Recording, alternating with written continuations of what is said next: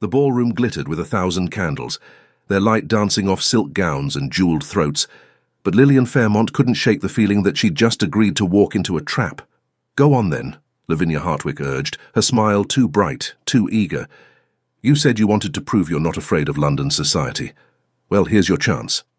The challenge had seemed harmless enough 5 minutes ago, wrapped in giggles and champagne-loosened tongues. A simple dare, they'd called it. A rite of passage for every newcomer to the season. Ask a gentleman to dance, any gentleman of their choosing. She should have known better. The man they'd selected stood near the terrace doors, isolated in a way that made the crowded ballroom feel deliberately arranged around his absence. Tall, dark-haired, impeccably dressed, he surveyed the room with the expression of someone attending his own funeral. No one approached him. No one even glanced in his direction for more than a heartbeat before looking quickly away. "Why him?" Lillian had asked, doubt finally creeping past her eagerness to belong. "Oh, he's perfectly safe," another girl, Clara something, had assured her. "Just terribly dull. No one dances with him because he never smiles, never converses. You'll do your duty and escape after one dance. Simple." But the way they watched her now, barely suppressed laughter in their eyes, made her stomach twist. Too late to retreat. She'd accepted the dare in front of a dozen witnesses, and backing down would mark her as a coward for the rest of the season. Her Aunt Constance had brought her to London for opportunity, not humiliation. Lillian smoothed her pale blue gown, simple compared to the elaborate confection surrounding her, and crossed the ballroom floor. Each step felt louder than the orchestra. Conversations seemed to pause in her wake. By the time she reached him, her cheeks burned with awareness of every eye tracking her progress. The man didn't acknowledge her approach. He stood perfectly still, watching something in the garden beyond the terrace with an intensity that suggested he found the darkness infinitely more interesting than the glittering assembly behind him. "Excuse me," Lillian said, pleased that her voice emerged steady. "I wonder if you might do me the honor of the next dance." For a long moment, he didn't move. Then slowly he turned to face her. His eyes were startling, not the fashionable blue or green she'd expected, but a deep brown that held unexpected warmth despite the cool assessment in his gaze. He studied her with the attention her aunt gave to purchasing horses, thorough, measuring, looking for flaws. "You're new," he said, not a question. "I arrived last week, from Yorkshire." She forced herself to meet his eyes, refusing to look away first. "My aunt is Constance Fairmont. Perhaps you know her." "I know of her." His attention shifted past her shoulder, scanning the room with deliberate slowness. When his gaze returned to her face, something almost like amusement flickered there. "And who, precisely, suggested you approach me?" The question landed like cold water. He knew. Of course he knew. She swallowed against sudden panic. The giggles behind her had grown louder. "It was my idea. A dare. I'm sorry, I didn't mean to interrupt my evening of standing alone in corners." He raised one eyebrow. "Don't apologize. It's the most interesting thing that's happened all night." He held out his hand, palm up, a clear challenge. "Though you should know what you're doing before you commit." "What I'm doing?" "Dancing with me." His voice dropped, quiet enough that only she could hear. "I'm Ashworth, the Duke of Ashworth." The world tilted slightly. Lillian's breath caught as understanding crashed over her. Not a boring wallflower, not a safe target for a harmless dare. A duke, one of the most powerful men in England, standing alone because no one dared approach him without invitation. And she'd just walked up and asked him to dance like he was some country squire at a village assembly. The giggles had dissolved into shocked whispers. Somewhere behind her, she heard Lavinia's strangled gasp. They'd set her up perfectly. Provincial fool makes spectacle of herself by propositioning a duke. "I should go," Lillian whispered, taking a step backward. "I didn't know. I'm so sorry." His hand caught hers before she could retreat further, not forcefully, but with unmistakable intent. "Too late, Miss Fairmont." He drew her forward, his grip warm and steady. "You've made your request publicly. I've accepted. To refuse now would be far more scandalous than your innocent mistake." His mouth curved into something that wasn't quite a smile. "Besides, I haven't danced in 3 months. It might be amusing to remind everyone I still can." Before she could protest, he was leading her toward the dance floor. The crowd parted like water, conversations dying into stunned silence. The orchestra, as if sensing the moment, struck up a waltz. Lillian barely remembered how to breathe, let alone dance. "Relax," Ashworth murmured as he positioned them correctly, one hand at her waist, the other holding hers with unexpected gentleness. "You're not actually being led to the gallows despite appearances." "I feel like I am," she admitted. "Everyone's staring. They're always staring." He began to move and muscle memory took over, her feet following his lead. "The trick is deciding whether you care. Don't you? Not anymore." They turned smoothly through the first pattern, and she realized with surprise that he was an excellent dancer, assured without being showy, giving her space to find her rhythm. "Though I suspect you do. You're new enough to still want their approval." "Is that so terrible?" "Not terrible, just exhausting." His gaze flicked past her shoulder again, and this time his expression hardened almost imperceptibly. "And often disappointing." She followed his line of sight and caught a glimpse of an older woman in deep crimson, watching them with an expression of pure fury. Beside her stood a beautiful blonde girl whose pretty face had frozen into a mask of shock. "Who are they?" Lillian asked before she could stop herself. "Lady Wycliffe and her daughter Genevieve." Something dark flickered in his tone. "They've been working very hard to spread rumors that Miss Wycliffe and I have an understanding. Tonight was meant to be a demonstration of that supposed inevitability." Understanding dawned, and by dancing with me instead, I've publicly indicated that any rumors of an engagement are premature at best. He executed a smooth turn that brought them momentarily closer. "So you see, Miss Fairmont, you've actually done me a favor, even if it was by accident." "I don't feel like I've done anyone a favor," she said honestly. "I feel like I've just stepped into something I don't understand." For the first time, his expression softened into something genuine. "Welcome to London. That feeling never entirely goes away." He paused, then added with unexpected gentleness, "But if it helps, your crime was innocence, not malice. That's rarer than you might think." The waltz ended too quickly and too slowly at once. Ashworth released her with perfect propriety, bowed, and stepped back. "Thank you for the dance, Miss Fairmont." His voice carried clearly across the hushed room. "I hope you enjoy the rest of your season." Then he walked away, leaving her standing alone in the center of the dance floor, while 300 people pretended not to watch. Lillian made it back to her aunt's side through sheer force of will, ignoring the whispers that erupted in her wake. "Well," Aunt Constance said dryly, taking her arm and steering her toward the refreshment table, "I did say you should make an impression on London society. I simply expected it to take more than 1 week." The next morning arrived with calling cards. 7 of them, to be precise, delivered before Lillian had finished her breakfast. Aunt Constance sorted through them with the efficiency of a general reviewing battle plans, her expression growing more thoughtful with each one. "Lady Pemberton, Mrs. Hartley, the Countess of Roxburgh." She tapped the cards against her palm. "All wanting to include you in their upcoming events." "How extraordinary." "Is it?" Lillian pushed her eggs around her plate, appetite gone. She'd barely slept, replaying the previous evening on an endless loop. "I thought I'd be a social pariah after last night." "My dear child." Her aunt set down the cards and fixed her with an amused look. "You danced with a duke who hasn't danced with anyone in months. You're not a pariah, you're a curiosity, and in London, curiosity is currency. But I didn't know he was a duke. Everyone knows that. They're probably laughing at me." "Some are," Constance agreed with characteristic bluntness. "The ones who arranged your little dare, for instance. But many more are wondering what you said to make him smile." "He didn't smile." "He nearly did. I was watching." Her aunt poured more tea, her movements precise. "Ashworth hasn't been seen enjoying himself since before his father died 2 years ago. The duchy came with considerable debt and political complications. He's been under tremendous pressure to marry advantageously, meaning Genevieve Wycliffe, whose family controls several crucial votes in Parliament." Lillian set down her fork. "Then I really did ruin something important. Or you gave him an evening's respite from being a commodity." Constance met her gaze directly. "Don't underestimate the value of that, Lillian.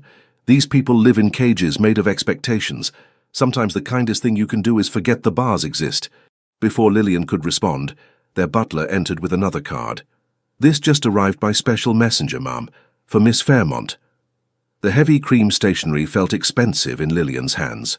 She broke the ducal seal, her heart skipping stupidly at the crest, and unfolded the note. The handwriting was bold and clear. "Miss Fairmont." My mother is hosting a musical evening on Tuesday next. She has expressed interest in your skills at the pianoforte, of which your aunt spoke highly at Lady Pemberton's card party last month. I hope you will consent to perform. We dine at 7. Ashworth. Well, her aunt said, reading over her shoulder without shame. It seems your evening of social catastrophe has turned into an opportunity. Or another trap, Lillian said quietly. But even as she spoke, she was already planning what she would play. The Duke of Ashworth's London residence was everything Lillian had expected, and nothing she'd imagined. The house itself was imposing, creamstone and perfectly proportioned windows that spoke of old money and older power. But the gardens visible from the entrance hall showed signs of genuine care rather than mere display. Roses trained along walls, herbs planted in practical rows, a glimpse of fruit trees heavy with summer apples. Someone here loved growing things, not just owning them. Miss Fairmont. A tall, silver-haired woman descended the staircase with the posture of someone who'd never slouched in her life.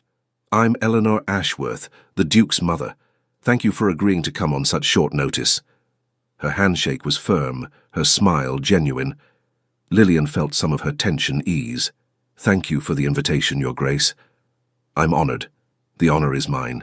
Your aunt tells me you studied under Signor Martinelli in Yorkshire. I heard him perform once, years ago. How extraordinary technique. Eleanor's eyes, the same warm brown as her son's, assessed Lillian with interest rather than judgment. I confess I'm eager to hear what he's taught you. The drawing room was already full when they entered. Lillian recognized several faces from the ball, including Lavinia Hartwick, who had the grace to look uncomfortable when their eyes met. But there were also older guests. Music lovers, Lillian guessed, here for art rather than gossip. Ashworth stood near the fireplace, deep in conversation with two gentlemen she didn't recognize. He'd discarded his formal evening wear for something simpler, but no less well-tailored. Dark coat, cream waistcoat, cravat tied with more practicality than fashion. He looked younger somehow, less like a duke and more like a man. He glanced up as if sensing her attention, and for a moment their eyes met across the room. Then someone asked him a question, and the moment broke. Lillian, come meet some of my friends, Aunt Constance said, drawing her toward a group near the piano. Mrs. Hartley, may I present my niece? Lillian, Mrs. Hartley is one of the finest harpists in London. The next hour passed in a pleasant blur of introductions and musical discussion. It was nothing like the ball, no hidden barbs, no performance of belonging.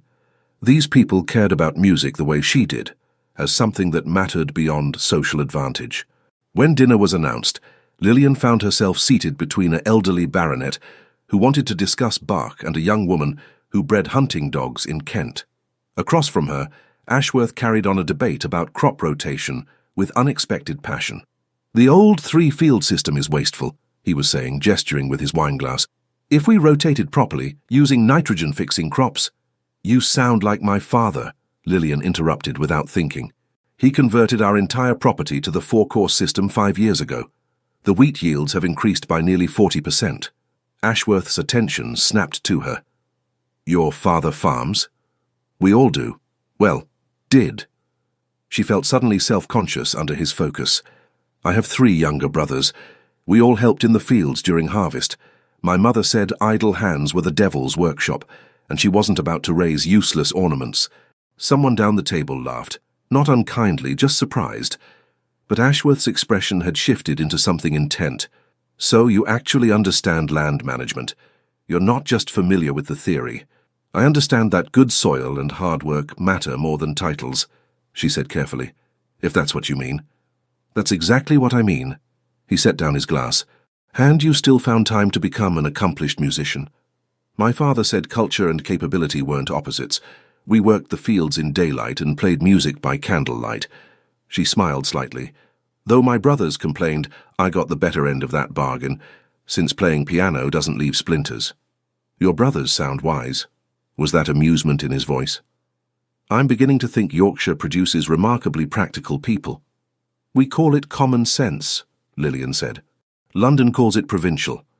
London, Ashworth said quietly, often confuses complexity with sophistication.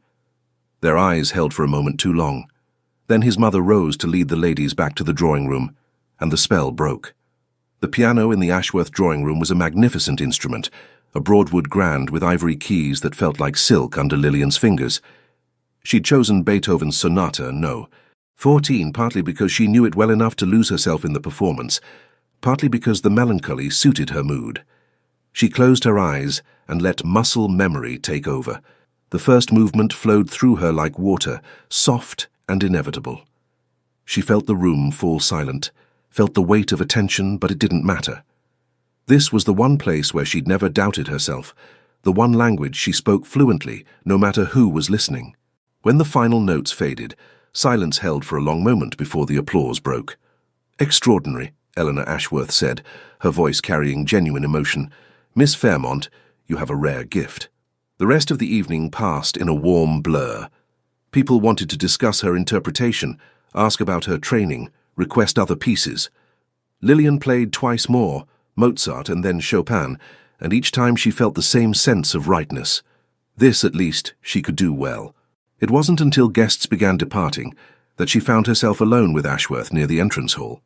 He'd been pulled into a dozen conversations throughout the evening, always polite, often engaged, but maintaining the same careful distance she'd noticed at the ball. Now, with most guests gone and his mother occupied with final farewells, that distance seemed to thin. "You didn't tell me you were that good," he said without preamble. "You didn't ask. You just sent an invitation." "Fair point." He studied her with that same assessing look. "Why Yorkshire? Martinelli could have secured you a position in London, Paris, Vienna. You could have performed professionally. My family was in Yorkshire." She met his gaze steadily. "That mattered more than a career impressing strangers. Even if it meant giving up something you clearly love?" "I didn't give it up.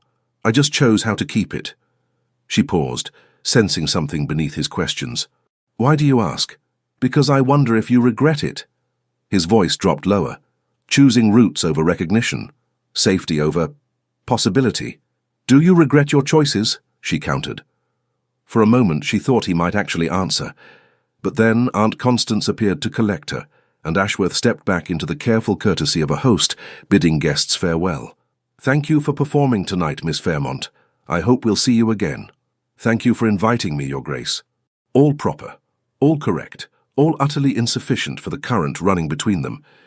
In the carriage home, Aunt Constance remained uncharacteristically quiet until they were nearly back to Cavendish Square.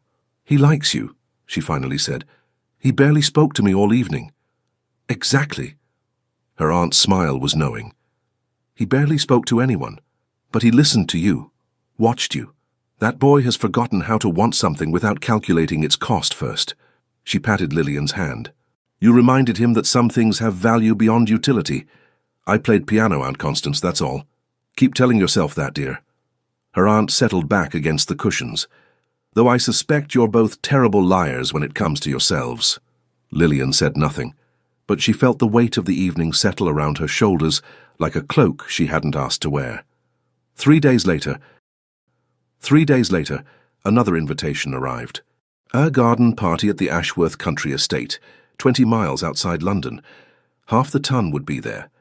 And, the note mentioned almost casually, the Dowager Duchess had requested Lillian bring her music, should anyone wish for informal entertainment.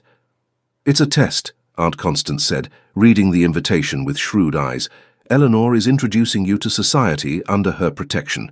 If people see the Dowager Duchess approves of you, the gossip from the ball will fade. Or it will make things worse," Lillian said. "Make people think I'm social climbing." "You are social climbing, dear, we all are. The question is whether you do it honestly or not." Her aunt set down the invitation. "But if you'd rather decline—" "No." Lillian surprised herself with the firmness of the word. "No, I'll go."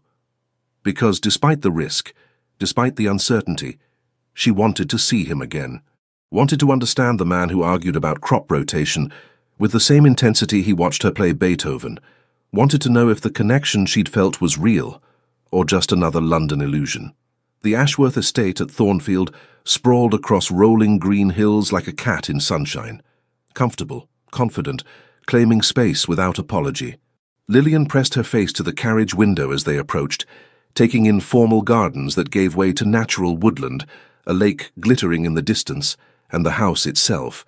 Golden stone, large enough to be impressive, but not so enormous it felt like a museum.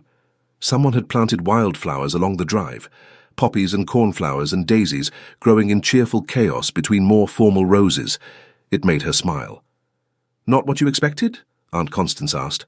"I don't know what I expected. Something more intimidating, I suppose. The London house is intimidating. This is where they actually live." Her aunt adjusted her bonnet.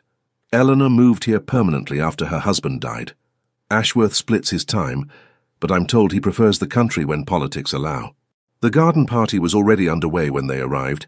Guests scattered across the south lawn in clusters of conversation and laughter, servants circulating with champagne and strawberries, a string quartet playing under the shade of massive oak trees.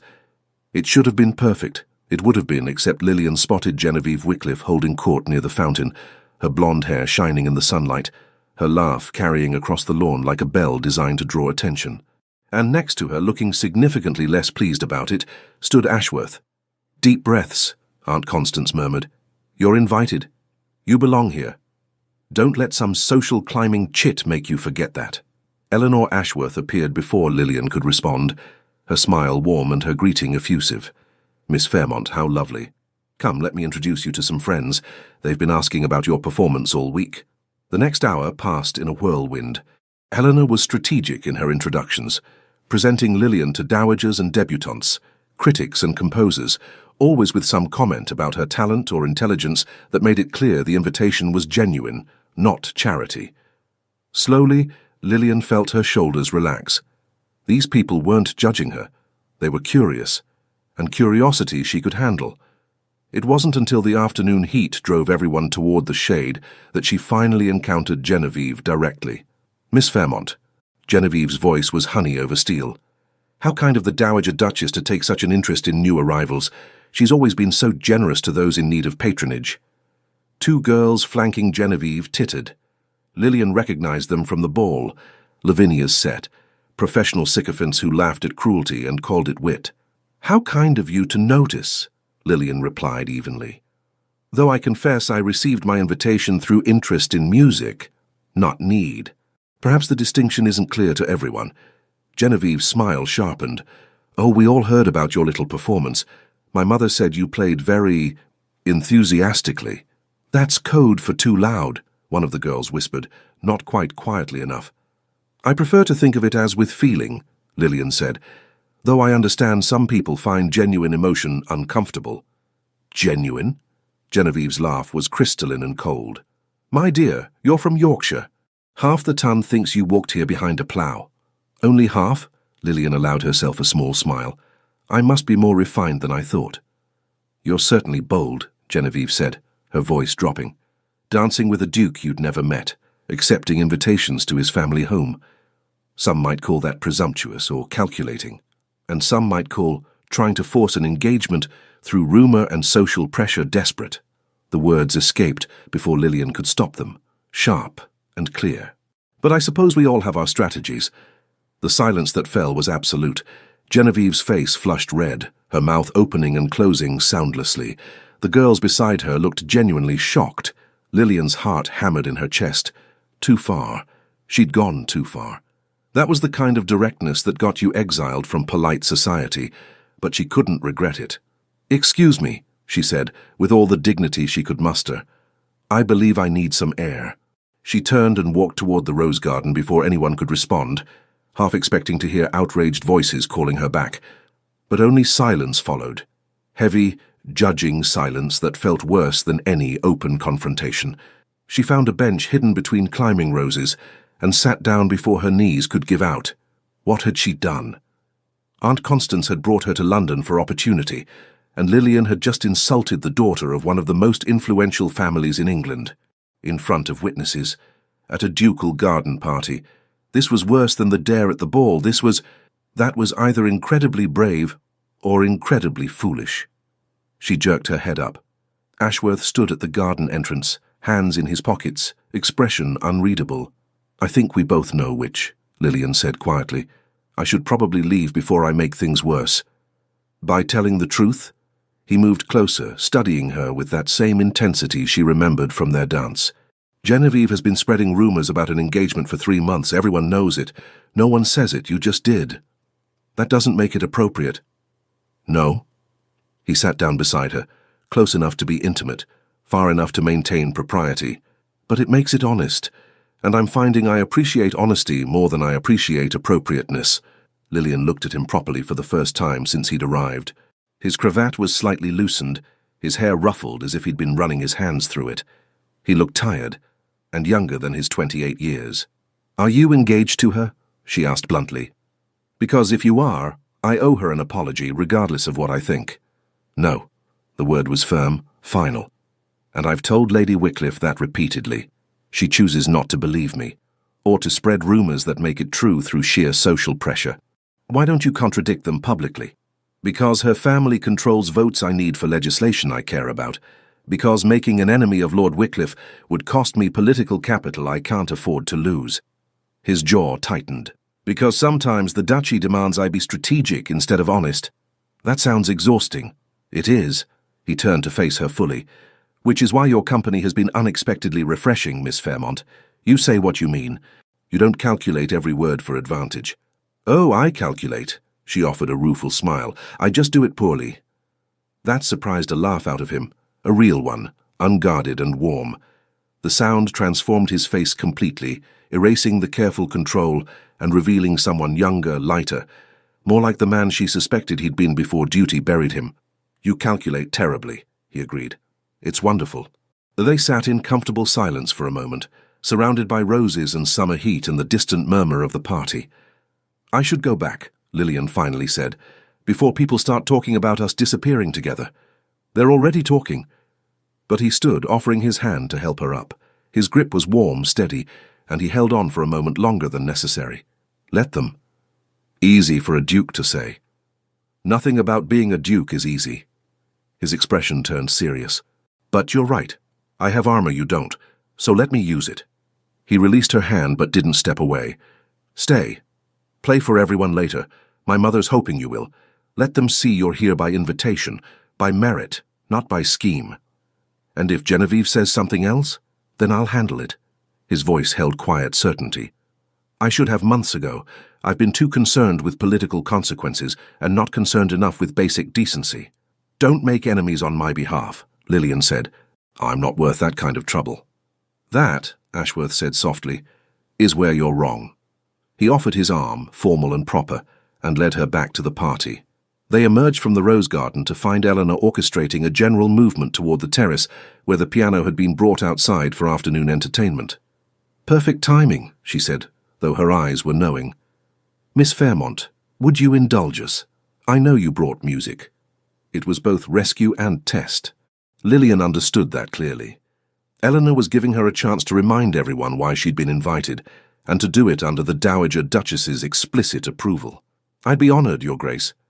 The afternoon was hot, the piano slightly out of tune from being moved, and Lillian could feel Genevieve's hostile stare from across the terrace. But when she placed her hands on the keys and began playing, Vivaldi this time, bright and technical and impossible to perform without complete focus, the rest of it faded away. This was her gift, her weapon, her truth. She played 3 pieces without stopping, building from the Vivaldi to something more complex. A Mozart concerto that made her fingers fly and her heart race. By the time she finished, her hands ached and sweat dampened her temples, but the applause was thunderous. Even Genevieve couldn't argue with skill that obvious. "Magnificent," Eleanor said, embracing her warmly. "Absolutely magnificent." The rest of the afternoon transformed. People approached to compliment her playing, ask about her training, request their favorite pieces. She was no longer the provincial newcomer who'd been dared to dance with a duke. She was the musician the Dowager Duchess had championed. It was intoxicating and terrifying in equal measure. As sunset painted the sky golden pink, guests began departing. Lillian found herself alone on the terrace, watching servants pack up the piano when Ashworth joined her. "Thank you," he said simply. "For playing? For staying. For being yourself, despite excellent reasons to pretend otherwise." He leaned against the balustrade beside her. Most people would have retreated after what Genevieve said. "I'm too stubborn to retreat. My mother always said it would get me in trouble." "Your mother sounds wise." He paused, then added quietly, "I'm hosting a small dinner next week. Mostly political contacts I need to maintain cordial relations with, including the Wycliffes. It will be tedious and strategic and utterly lacking in genuine conversation." "That sounds dreadful." It is, which is why I'd like you there. Lillian turned to stare at him. You want me at a political dinner with the family trying to force you into an engagement with their daughter? I want at least one honest person in the room. His expression was serious. And I want the Wycliffes to understand that their rumours haven't created the inevitability they hoped for. Using me as a political statement sounds unfair to you, he interrupted. Yes, I know. But I'm asking anyway, because I'm selfish enough to want your company even if my motives aren't entirely pure. She should say no. This was dangerous, not just socially but emotionally. She was starting to care about this complicated, careful man who argued about farming and attended political dinners he hated, and looked at her like she was water after a drought. Will there be music? She asked instead. His mouth curved slightly. If you want there to be, then I'll come. But I'm bringing my aunt. I wouldn't have it any other way. They stood together as the sun set and the last carriages departed, not touching, not speaking, but sharing the same silence. It felt like a promise neither of them was ready to name. The dinner at Ashworth's London residence was exactly as advertised, tedious, strategic, and suffocating, with unspoken tension. Lord Wycliffe held court at one end of the table, pontificating about trade policy, while Ashworth listened with the expression of someone mentally calculating crop yields. Lady Wycliffe, resplendent in emerald silk, smiled at everyone, while her eyes tracked Lillian's every movement like a cat watching a mouse.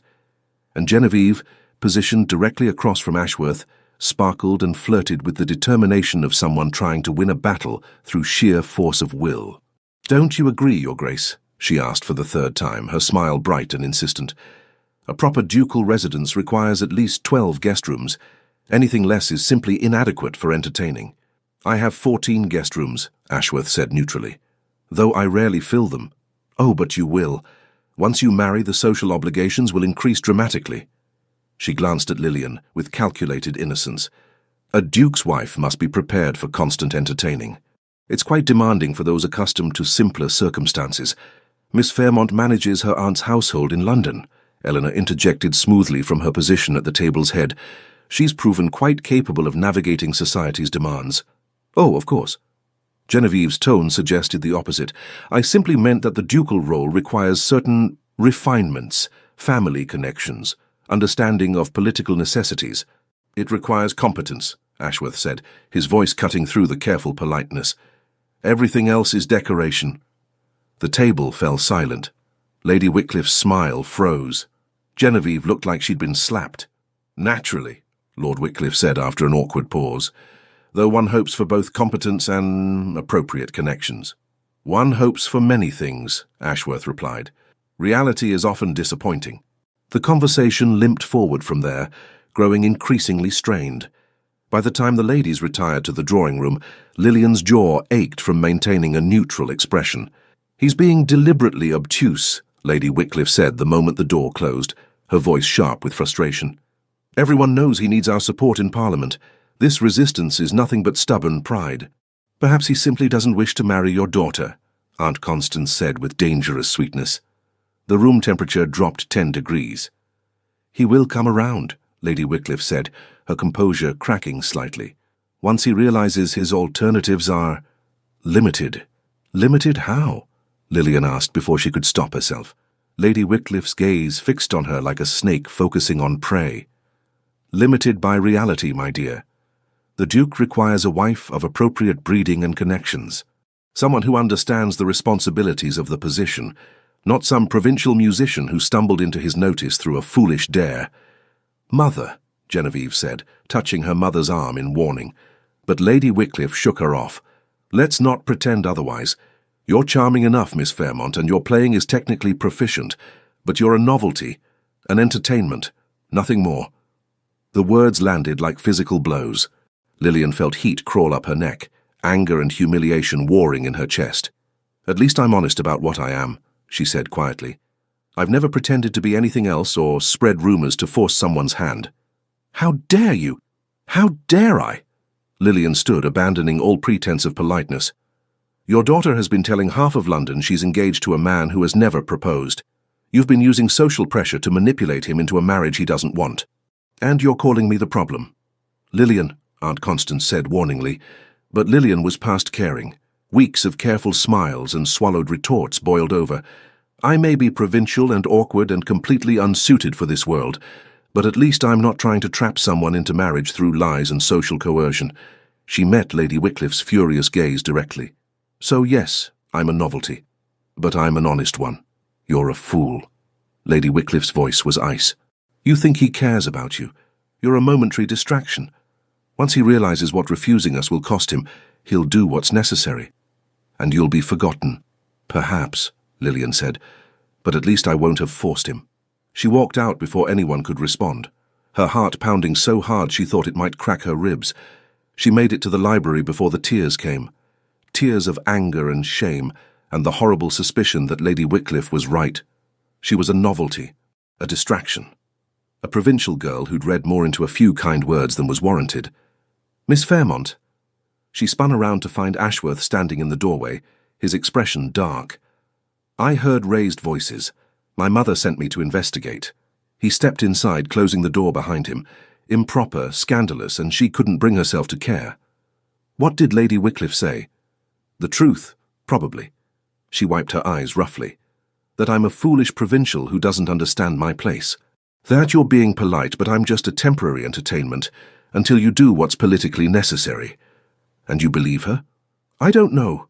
The words burst out, ragged and honest. I don't know how this works.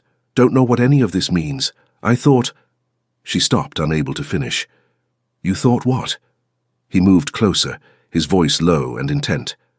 I thought maybe you actually liked my company. That the conversations were real. That the way you looked at me when I played meant something. But maybe I'm just naive enough to confuse courtesy with care. Lillian. He said her name like a prayer, a curse, a surrender. Look at me. She did, reluctantly, and found his expression stripped of all the careful control she'd grown accustomed to. I haven't been courteous, he said. I've been terrified. Because you're right. I do care. More than I should, faster than makes sense, and it's terrifying because caring makes me vulnerable in ways I can't afford. Then why? Because the alternative is worse. He took her hands, his grip warm and steady. Living the rest of my life, calculating every interaction, marrying someone I respect but don't love, becoming the kind of duke my father was, powerful, lonely, and fundamentally hollow. His voice dropped. You make me remember who I wanted to be before I became what I had to be. That's not fair to you or me. Nothing about this is fair. His thumb traced circles on her palm, sending shivers up her arm. But I'm asking anyway. Stay. Let me navigate this mess. Let me prove that you're not a distraction. You're the first real thing that's happened to me in years. What about the Wycliffes, the political consequences? I'll handle them. I should have months ago. His jaw set with determination. But I need to know if you want me to. If this is something you want to pursue, or if I'm the one being foolish. Lillian looked at their joined hands, at his face open and uncertain in a way she'd never seen before, and felt something shift in her chest. I want it, she whispered. I want this, even though it's terrifying and complicated and might end badly. Then we'll be terrified together. He lifted her hand to his lips, pressing a kiss to her knuckles that felt like a vow. And hope it ends well. The moment hung between them, charged with possibility and promise, until the sound of footsteps in the hallway forced them apart. But when they rejoined the others, something had changed. Ashworth sat beside her instead of across from her, his attention pointedly focused on their conversation rather than Genevieve's attempts to reclaim it. And when Lady Wycliffe made another pointed comment about appropriate marriages, he met it with polite but unmistakable firmness. I appreciate your concern, Lady Wycliffe, but I believe I'm capable of determining my own future. The evening ended early, the Wycliffes departing with barely concealed fury. As Lillian and her aunt prepared to leave, Eleanor pulled her aside. That took courage, she said quietly. Standing up to Marianne Wycliffe takes nerve, and you have it. I probably made everything worse. Perhaps. Or perhaps you did what someone should have done months ago. Eleanor squeezed her hand. Either way, you were honest, and that matters more than you know. In the carriage home, Aunt Constance was uncharacteristically quiet until they were nearly to Cavendish Square. Are you in love with him? She asked bluntly. Lillian opened her mouth to deny it, then stopped, because denying it would be another lie and she was tired of lies.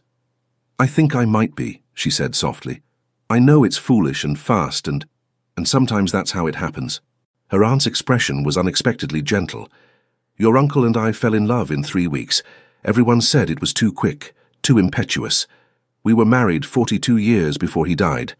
She paused. But loving a duke is different than loving a regular man, Lillian. You'll be scrutinized, judged, never entirely safe from gossip or social warfare. Are you prepared for that?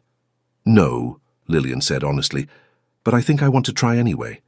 Then try, but be prepared for the cost. The cost came 3 days later. Lillian was having tea with 2 ladies Eleanor had introduced her to when the butler entered with a note. She opened it absently, expecting another invitation, and felt the world tilt. The handwriting was elegant and vicious. Miss Fairmont, I feel it is my duty to inform you of certain realities you seem unaware of. The Duke of Ashworth owes my husband significant political debts. His recent legislation regarding tenant rights will fail without our family's support in Parliament.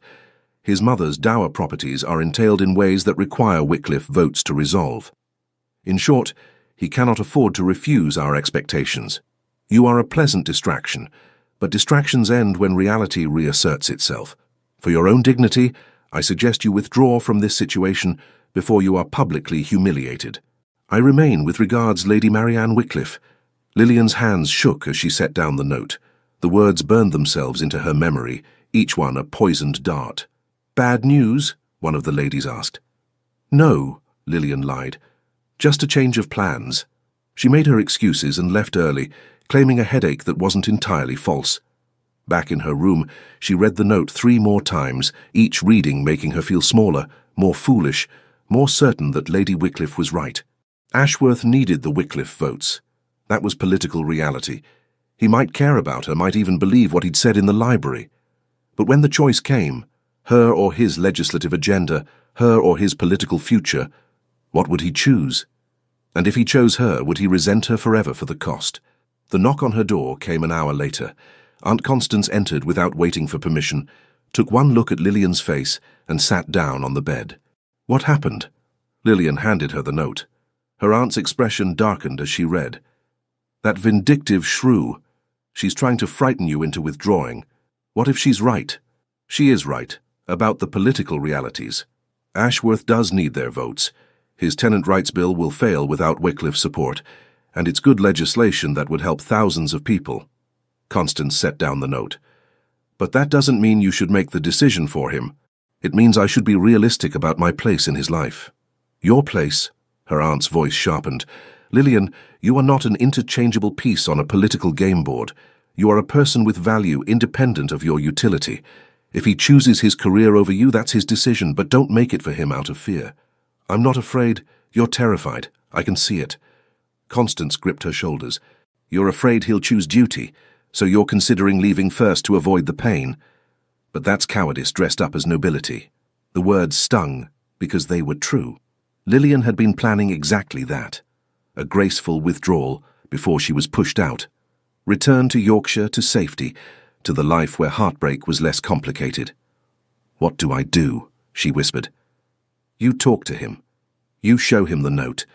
You let him make his own choice. Her aunt's expression softened. And if he chooses wrong, we go home with our dignity intact, but you don't run before knowing. Lillian nodded, throat too tight to speak. The next day she sent a note to Ashworth requesting a private audience. His response came within the hour. Thornfield, tomorrow. Please. The ride to the country estate felt both too long and too short. Lillian rehearsed speeches, imagined conversations, and discarded them all. How did you ask someone to choose between you and everything they'd worked for? Ashworth was waiting in the rose garden when she arrived. He looked tired, shadows under his eyes, suggesting sleepless nights. Thank you for coming, he said. I was afraid you wouldn't. I almost didn't. She pulled Lady Wycliffe's note from her reticule and handed it to him. But I thought you should see this first. She watched his expression darken as he read, watched his jaw clench and his hands tighten around the paper until it crumpled. When did you receive this? Yesterday. And you still came. He looked at her with something like wonder. Even after reading this, you still came. I needed to hear from you, not her. Lillian took a breath. Is it true? About the votes, the legislation, The political consequences? Yes. He didn't lie to her, didn't soften it. Everything she said is accurate. My tenant rights bill will fail without Wycliffe support. It's good legislation. Would limit rent increases, prevent arbitrary evictions, give people security. Thousands would benefit. Then, but here's what she didn't tell you. His voice was hard. The Wycliffes are manipulating the situation. They're threatening to withhold support unless I marry Genevieve, but they'd benefit from the legislation passing. Their own tenants are on the edge of revolt. They're using good policy as leverage to force a marriage that serves their interests, not mine. What will you do? I'll find other votes, make other alliances, pass the legislation without them. He stepped closer. What I won't do is sacrifice you to their blackmail. But if you can't find other support, then the bill fails this session. I reintroduce it next year with different coalition. His hands cupped her face, forcing her to meet his eyes. Lillian, I'm not choosing between you and helping people. I'm choosing between you and giving the Wycliffes exactly the power they shouldn't have. You're certain? I've never been more certain of anything. His thumb brushed her cheekbone. I spent 2 years doing what was expected, being what was necessary, calculating every decision based on political advantage. It was killing something in me. You brought it back. That person who believed duty and happiness weren't mutually exclusive. That's a lot of responsibility, she said shakily. Then we'll carry it together. He leaned his forehead against hers. But I need to know you're willing, that you're not going to disappear the moment this gets difficult. It's already difficult. Then stay anyway, fight with me. Let me prove that you're worth more than political expediency.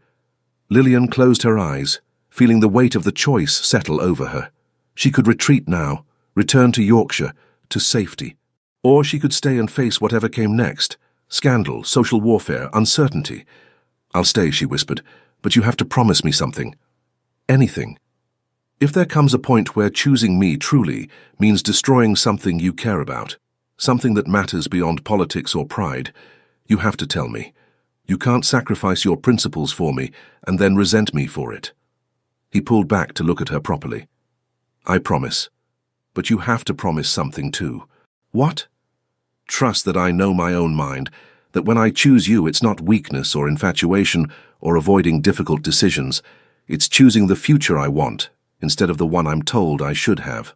I promise to try. Good enough. He kissed her forehead, gentle and sure. Now come inside.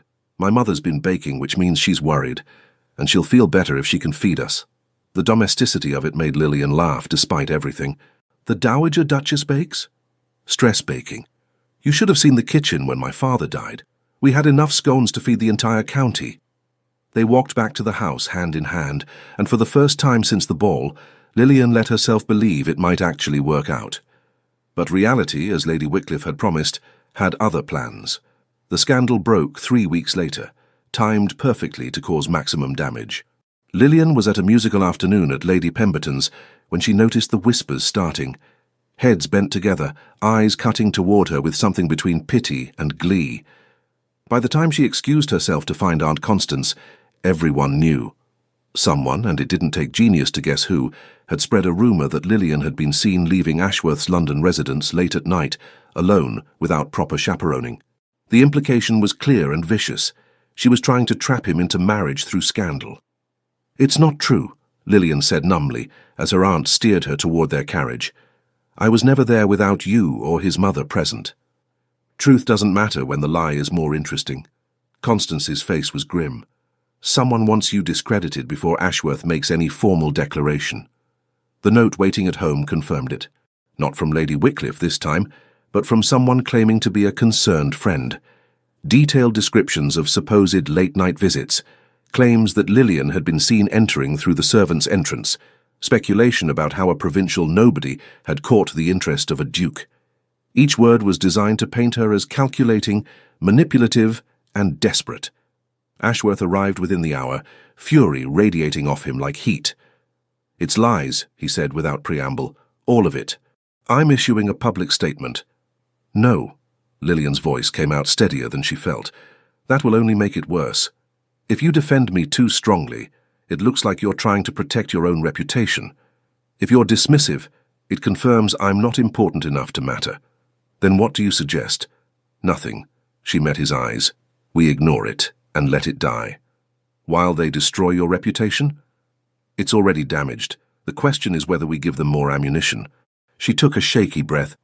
Lady Wycliffe wants you to choose, me or your political future. This is her forcing the choice publicly. Then I'll choose publicly.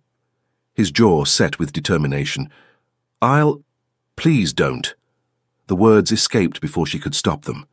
Not like this. Not when it looks like you're being forced by scandal instead of choosing freely. He stared at her.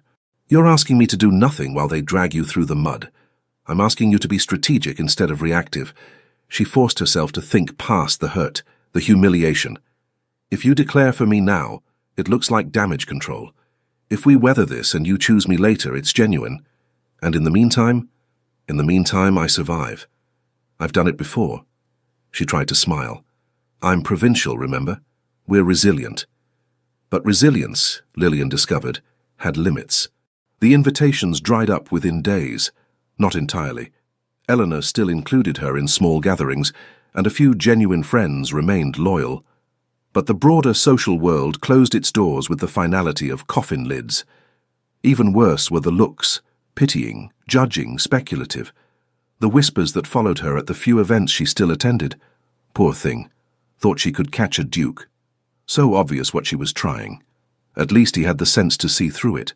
My mother says she's been sent home to Yorkshire. Good riddance. Lillian endured it with gritted teeth and frozen smiles, but each cut went deep. Ashworth called daily, increasingly frustrated by her refusal to let him defend her publicly.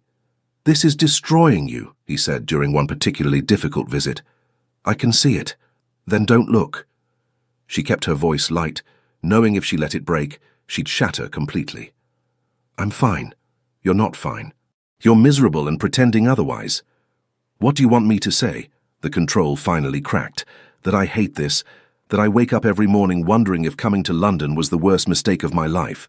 That I'm terrified you'll wake up one day and realize defending me isn't worth the cost. Lillian, you have power I don't have. You can afford to be brave. But I'm the one they're destroying, and I'm trying very hard not to take you down with me. Tears burned her eyes. So please, just let me survive this my way. He pulled her into his arms, and she let herself break finally in the safety of his embrace. I'm going to fix this, he murmured against her hair. I promise. But some things, Lillian was learning, couldn't be fixed, only endured. The breaking point came at a charity concert 3 weeks later. Lillian had been asked to perform, a genuine invitation from the organizing committee, who cared more about talent than scandal. She'd accepted gratefully, desperate for something she could still do well. The performance went beautifully. She played Chopin with every ounce of emotion the past weeks had wrung from her, and the audience responded with genuine appreciation. But during the intermission, she overheard a conversation that shattered whatever fragile hope she'd been clinging to. Ashworth's going to announce his engagement at the season's final ball, Lady Wycliffe was saying to a cluster of women. To my Genevieve, he's finally accepted reality. After all that drama with the provincial girl, how gauche. Oh, that was nothing, a momentary lapse. He's too intelligent to throw away his political future for infatuation. Lillian's vision tunneled. She made it to the retiring room before the tears came, pressing her hands against the wall to stay upright. It was over. He'd made his choice, and it wasn't her. She'd known it would come eventually, had told herself she was prepared. But preparation meant nothing against the actual pain of it. Miss Fairmont. She looked up to find Eleanor standing in the doorway, her expression stricken. You heard, the Dowager Duchess said quietly. Lillian nodded, not trusting her voice. It's not true. Marianne is spreading lies again. Is it? Lillian wiped her eyes roughly. The final ball is in 2 weeks. Has he told you his plans? Eleanor's hesitation was answer enough. He's been in meetings with Wycliffe allies all week, the older woman admitted, trying to salvage the legislation, but he hasn't said anything about an engagement. Because he's going to make the practical choice. Lillian's voice was flat. And I don't blame him. The legislation matters. People need it. I'm just me. You're the woman my son loves. Love isn't always enough. She straightened, forcing composure back into place.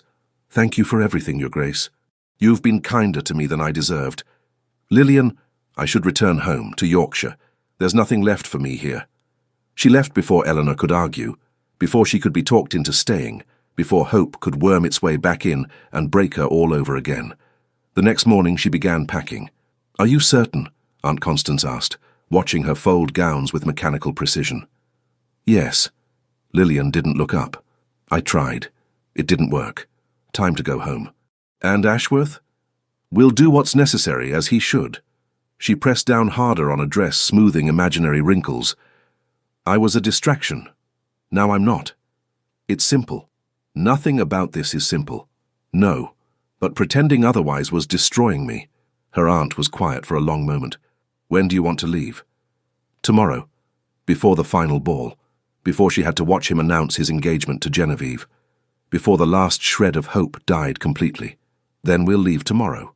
That night, Lillian wrote a letter she'd never send, pouring out everything she couldn't say to his face.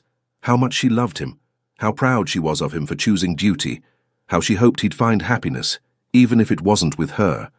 She sealed it, addressed it to no one, and tucked it in her trunk as a monument to feelings she'd never voice. The knock came at midnight. Lillian almost didn't answer. She was half undressed, exhausted, emotionally wrung out. But something made her open the door. Ashworth stood in the hallway, disheveled and wild-eyed. "You're leaving," he said. Not a question. "In the morning." She kept the door partially closed, unable to handle seeing him. "It's better this way." "Better for who?" "Both of us." Her voice cracked despite her best efforts. "You need to make the practical choice, I understand that, but I can't watch you do it. What if I don't want to make the practical choice?" "Then you're a fool." The words came out harsh, desperate. "Those people need that legislation. You've worked for 2 years on it. I won't let you throw it away for what? Say it. For me." The admission tore out of her. "I'm not worth that kind of sacrifice. I'm nobody. Just a girl who plays piano and doesn't understand your world and keeps making everything more complicated. You're right about one thing." He pushed past her into the room, improper and urgent and past caring. "You don't understand. Then explain it. The legislation matters, but do you know what else matters? Living a life I can respect. Being someone my future children won't be ashamed of." His hands gripped her shoulders. "Marrying Genevieve would get me political victories. It would also make me exactly like my father. Powerful, strategic, and fundamentally empty. That's not fair. It's completely fair. I watched him choose duty over happiness every day of his life. He died respected and miserable, surrounded by people who valued his title but never knew him." His voice dropped. "I won't do that. I won't sacrifice the one genuine thing in my life because it's politically inconvenient." "What about the people who need the legislation?" "I'll find another way, make different alliances, take longer." His thumbs brushed her cheeks, gentle despite the intensity in his voice. "But I won't trade you for it. And I'm done pretending political necessity justifies emotional cowardice. The Wycliffes said, the Wycliffes have been lying." Frustration bled through. "There is no engagement announcement planned. There never was. Marianne has been spreading rumors to force my hand, and I've been too concerned with avoiding confrontation to shut them down properly. But you've been in meetings." "Finding other votes. Building a coalition that doesn't require selling myself to the Wycliffes." He pulled her closer. "It's taken weeks, but I have the numbers. The legislation will pass without them." Lillian stared at him, afraid to believe. "You're certain?" "I had the final commitment this afternoon. That's why I came tonight. I needed to tell you before you left." His expression turned fierce. "You are not a distraction. You are not a complication. You are the reason I remembered why I wanted to be a duke in the first place, to make things better, not just maintain power. That's still a lot of responsibility. Then carry it with me." His forehead pressed to hers. "Stay. Let me court you properly. Let me prove this is real, not political strategy or temporary infatuation. And if the scandal never dies, if I'm always the provincial girl who trapped a duke, then we'll face it together, and eventually we'll build something that matters more than their opinions." The words settled over her like sunlight after storm. Not a promise of easy, but a promise of real. "I want to stay," she whispered. "I'm terrified, but I want to stay." "Then stay." He kissed her, soft and sure, and full of promise. "And tomorrow, we stop hiding." The season's final ball arrived with the weight of reckoning. Lillian dressed carefully, not in the elaborate gowns others would wear, but in simple pale gold that made her feel like herself. If this was going to be her public stand, she'd do it honestly. Aunt Constance surveyed her with approval. "Ready?" "No, but I'm going anyway." The ballroom was already full when they arrived, the cream of London society gathered for the season's climactic event. Lillian felt every eye turned toward her as they entered, felt the whispers surge like tide. She lifted her chin and walked forward. Eleanor found them immediately, drawing Lillian into a warm embrace. "You came. Your son can be very persuasive. He learned from the best." Eleanor's smile was knowing. "He's in the card room making final arrangements. He'll be out soon." "Arrangements for what?" "You'll see." The next hour was strange. People approached with a mix of curiosity and caution, conversations strained but not openly hostile. The worst of the gossips kept their distance, but a few genuine friends rallied visibly. It felt like standing on a precipice, waiting for someone to push. The push came from an unexpected direction. "Miss Fairmont." Genevieve Wickliffe appeared in a gown of ice blue, her beauty cold and perfect. "How brave of you to attend." "I was invited." "Oh, certainly. But given recent rumors—" She trailed off meaningfully. "I hope you're not here hoping for some grand declaration. That would be embarrassing. The only thing I'm hoping for is an enjoyable evening." Lillian kept her voice level. "Though I appreciate your concern. I'm simply trying to spare you humiliation." Genevieve's smile sharpened. "Ashworth has duties you don't understand. Responsibilities. He may have been momentarily diverted by your novelty, but nothing." Ashworth's voice cut through the space between them. He'd appeared without either of them noticing, his expression carved from ice. "Miss Wickliffe, I believe we've had this conversation before, multiple times." Genevieve's composure cracked. "Your Grace, I am not engaged to you. I have never been engaged to you. My mother has never suggested I should be engaged to you." His voice carried across the suddenly silent space around them. "If there have been rumors to the contrary, they did not originate with me or anyone I've authorized to speak on my behalf." "But Father said—" "Your father has been attempting to leverage political pressure into a personal relationship. It was inappropriate then. It remains inappropriate now." He turned to Lillian, his expression softening dramatically. "Miss Fairmont, would you do me the honor of the next dance?" Every eye in the ballroom fixed on them. The orchestra, sensing the moment, struck up a waltz. Lillian took his hand and let him lead her onto the floor. "That was very public," she murmured as they began to move. "That was overdue." His grip was firm, steady. "I should have done it months ago." They danced in silence for several measures, the room watching with hungry attention. Then Ashworth spoke, his voice quiet but carrying in the hushed space. "I need to tell you something." Lillian's heart stuttered. "Here, now." "Here, now." He met her eyes directly. "I love you, not because you're convenient or politically useful or temporarily interesting. I love you because you're honest and brave, and you make me remember who I wanted to be before duty buried him. James—" His given name escaped before she could stop it. "I know this is fast. I know you deserve proper courtship and time to be certain, but I also know I don't want to waste another day pretending this is anything less than what it is." His voice dropped lower, intimate despite the audience. "So I'm asking, publicly properly, if you would consider allowing me to court you, with intention, with everyone watching, with the full understanding that I'm choosing you, and nothing about that choice is accidental." The ballroom had gone completely silent. 300 people holding their breath. Lillian felt tears prick her eyes, but this time they were the right kind. "Yes," she said simply. "I would be honored." The smile that broke across his face was transformative, joy replacing the careful control she'd grown accustomed to. He looked young, unburdened, free. "Thank you," he said. Then louder, for everyone to hear. "Thank you."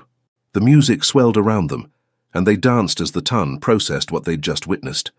A duke publicly declaring intention, choosing love over political convenience, making his position unmistakably clear. By the time the waltz ended, the whispers had shifted tone. Not malicious now, but speculative, calculating. If Ashworth was serious, and that declaration left no doubt, then Lillian Fairmont wasn't a scandal to be dismissed. She was the future Duchess of Ashworth. Power followed intention in this world, and he'd just given her his. Lady Wickliffe appeared as they left the dance floor, her face a mask of barely controlled fury. "You'll regret this," She hissed at Ashworth, low enough that only they could hear. My husband has no power over me. Ashworth's voice was cold. Your votes are no longer necessary. Your threats are meaningless. And your daughter deserves better than being used as a political bargaining chip. He paused. I suggest you find her a husband who actually wants her, rather than one you're trying to manipulate into taking her. How dare— I dare because I'm done playing games. He offered Lillian his arm. Now, if you'll excuse us, I believe they're serving supper. They walked away, leaving Lady Wycliffe speechless in their wake. The rest of the evening passed in a blur of carefully worded congratulations and thinly veiled assessment. People who'd cut Lillian weeks ago now sought her attention. Allies repositioned themselves. The social landscape shifted with the speed of wind-changing direction. It was exhausting and exhilarating, and deeply strange. Is it always like this? Lillian asked during a brief moment alone with Eleanor. Like what?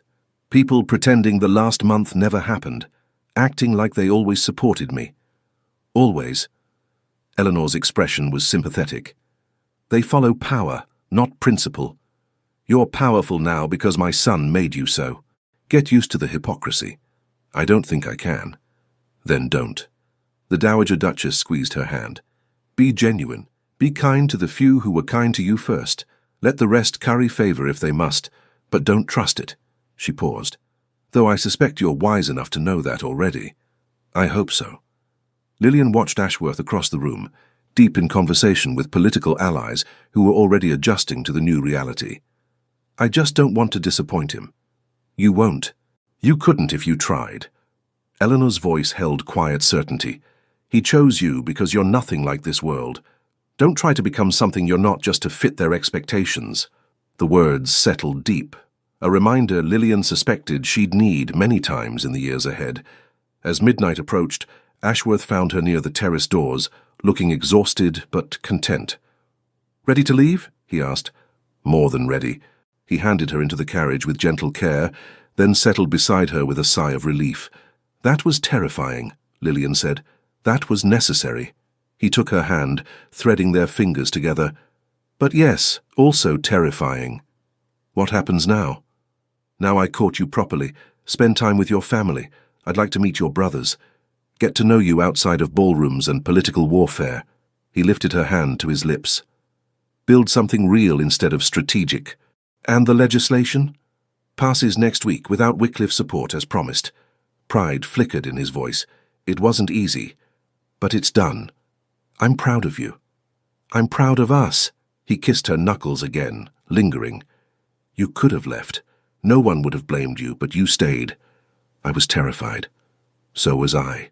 His thumb traced circles on her palm. Still am occasionally, but less so with you beside me.